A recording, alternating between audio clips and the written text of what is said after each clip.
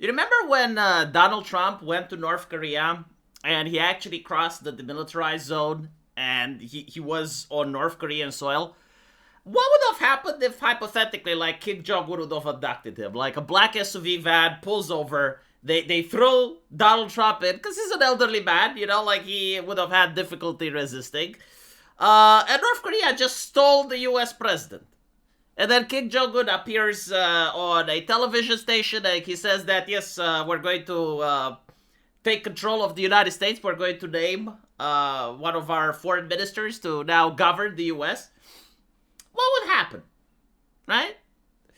Well, now let's look at what's happening now. The United States stole a president from Venezuela, and now they're claiming that they stole the country. And so the question is, did they?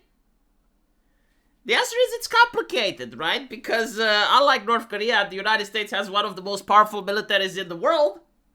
And so there are implications behind that. North Korea has one nuke. Yes, it's true. But they wouldn't be able to pull off the snatching. The United States may actually be able to pull off the snatching. But as I mentioned before, it's complicated. So let's look at the issues that complicate things. Number one, what's happening in Venezuela right now? Well, they have a chain of command. So without the president, now the vice president takes over. Now, the whole thing with bringing democracy to Venezuela, that's not true. And Trump actually says it's not true. Like, he's not saying, like, we're going to bring democracy to Venezuela. He never stated that, as far as I know. The thing with the drugs, kind of true, though, but, like, that's coincidental. Like, both things can be true at the same time. You can want to conquer Venezuela, and you can also want the drugs to stop. Like, they're not mutually exclusive. The real reason, and this is what Trump said, is that he considers Venezuela part of the Western Hemisphere, and he doesn't want Russia or China there. Period. Like, that is the real reason why they're actually going after Venezuela. The drugs, that's part of it. Like, it would be nice if the drugs stopped, but the main reason is that they want to control more than 50% of the Earth's oil supply. So if they have a favorable regime with the Sauds, they have a favorable regime with the Venezuela, and then they have a favorable relationship with the European Union, it's going to be extremely difficult for Russia and China to make money out of the oil industry if the Americans can just lower prices, flood the markets, which is pretty much what they did with the Saudis, right? So now that you understand this, you also have to understand why the Hassan Pikers and the Destinies and the Short Fat Otakus and everyone is chipping out about this. I think even the Tucker Carlsons and the Fuentes and everyone is really upset. The reason they're upset is because they're hoping that the vice president of Venezuela will keep fighting. Now, she knows she can't win. Everyone knows they can't win. But if they decide to keep fighting, it's going to be difficult for Americans to take them out. Like, they're going to have to put boots on the ground. They're going to have to keep bombing. And Trump is a president that managed to get elected with the fact that he doesn't want foreign wars.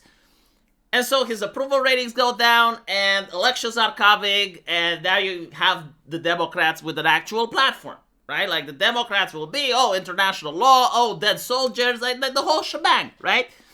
And so this is what they're hoping. It's kind of like the way America lost Vietnam with the television. This is what the Hassan Pikers are hoping, that there is going to be resistance in the case that the vice president doesn't want to allow Rubio, I guess, to take over the government.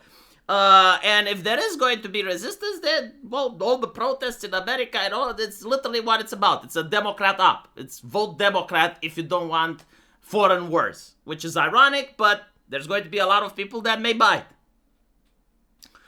And so, if she actually starts resisting, you're going to see the whole thing that happens with Palestine, right? Like, Palestine doesn't have an army to fight against Israel, but pictures of their children, civilians in the rubble, constant news coverage, etc., etc., right? Expect that to happen. I personally don't know if she is going to resist, because I kind of suspect, and this is my take, there may have been an internal coup against Maduro.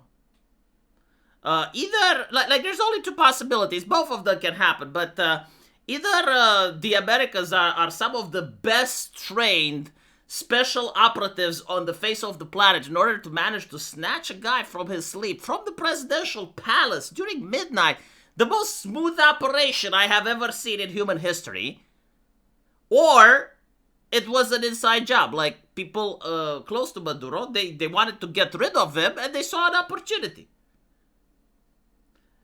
Right? And so that both of these are a possibility. Depending on what happened, we'll see how things move forward. Like if the vice president doesn't want to cooperate, then it wasn't an inside job. And yeah, I mean the Americans like holy shit. I mean they pulled one of the most impressive operations ever. They should contact Putin and show him how a special military operation is conducted. Now, if the vice president actually cooperates and everything goes smoothly, then it's probably an inside job. But let's assume that she doesn't. Let's assume that she actually wants to fight. You know what's going to happen? And this is very interesting. Maduro was taken alive, right? They didn't shoot him. And by God, is that boy going to squeal? Holy shit, like that man is going to squeal in prison. He's going to cut a deal. I mean, if he is under drug charges, right? The American law actually allows for him to cut a deal. Now, if he cuts a deal, what does that mean? Well, it means that Swedish banks and foreign banks can actually now seize assets of all of his capos, all of his lieutenants, all the politicians that he names. Those assets can literally just be seized. Because there are banking laws, international banking laws, that don't allow banks to have money from criminal activity. And so if Maduro was to cut a deal and he would basically say, yes, I admit I was a drug lord and I made money and these are the people that benefited from that cash. And in exchange for that, he gets like less time in prison or he gets like favorable conditions. It's going to fuck with the people that are still left in Venezuela. Not to mention, like, he can provide intel, insight, and I guarantee to you, a person that is used to live lavishly into the presidential palace, and he's used to having all this wealth, and every single thing that happens around him happens under his control, and all of a sudden you put him in an American prison, maximum security, oh, he's going to squeal. Like, you're going to see how easy patriotism evaporates, because patriotism, usually for these types of people, for the Maduro types, it's patriotism for his people, not for himself. So, I won't be surprised, right? Like, I will actually be Pikachu face if I see that Maduro doesn't want to cut the deal, and he doesn't want to give names.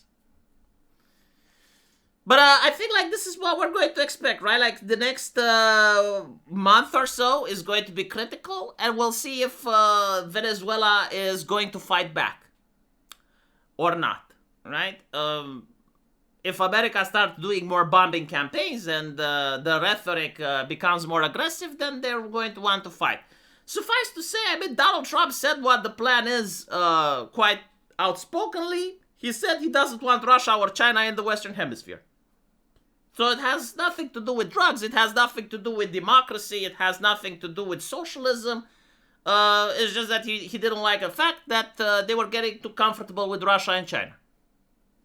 Now what I find interesting is listening to a Venezuelan on the ground who was basically talking to an American leftist saying, oh, but don't you know the Americans are here for your oil?